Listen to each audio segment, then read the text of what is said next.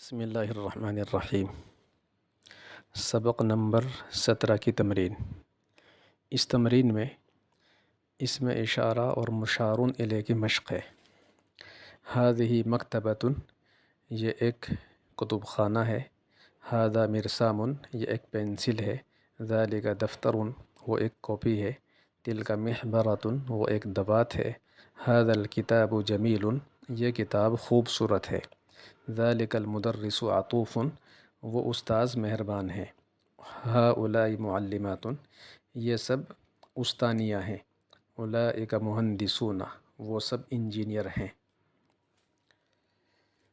اس تمرین میں جملے آسان ہیں، عام طور پر مبتدا خبر کی ترکیبیں ہیں۔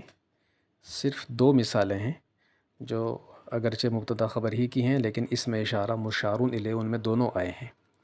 ان میں سے ایک کی ترکیب کر دیتا ہوں، اسی طرح دوسرے جملے کی بھی ترکیب ہوگی۔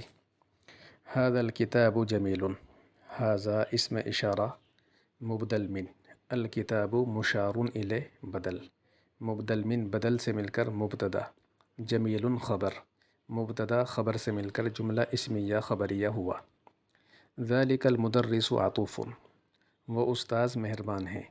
ذالک اسم اشارہ موصوف، المدرس مشار الیہ صفت، موصوف صفت سے مل کر مرکب توصیفی ہو کر مبتدا، عطوف خبر، مبتدا خبر سے مل کر جملہ اسمیہ خبریہ ہوا۔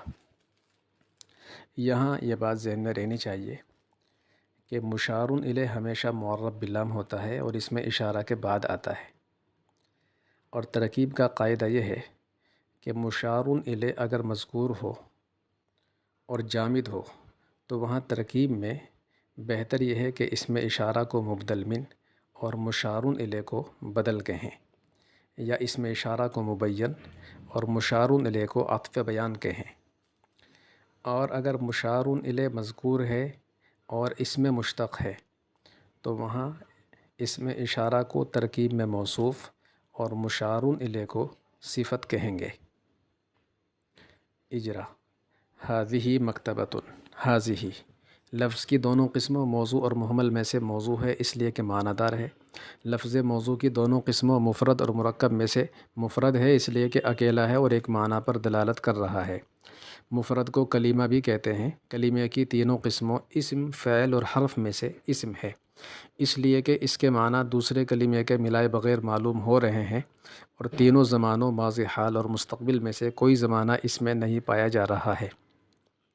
علامات اسم: الف لام یا حرف جر کا شروع میں ہونا، تنوین کا آخر میں ہونا، مسند الیہ ہونا، مضاف ہونا، مصغر ہونا، منصوب ہونا، تثنیہ ہونا، جمع ہونا، موصوف ہونا، اور تائے تانیث متحرکہ کا آخر میں ہونا میں سے مسند الیہ ہونا اس میں پایا جا رہا ہے۔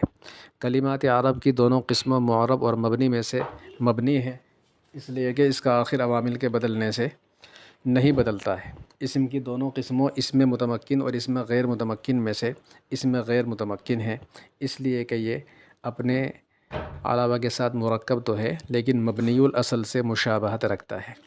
حرف مبنی الاصل سے مشابہت رکھتا ہے، جس طرح حرف اپنے معنی بتانے میں دوسرے کلمے کا محتاج ہوتا ہے، اسی طرح اسم اشارہ بھی اپنے معنی بتانے میں مشار الیہ کا محتاج ہوتا ہے۔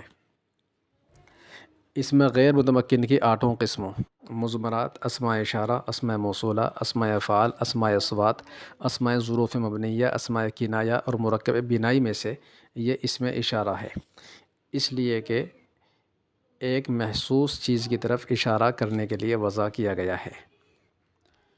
ھذا الکتاب جمیل میں الکتاب مشار الیہ ہے، اس لیے کہ اس کی طرف اشارہ کیا جا رہا ہے۔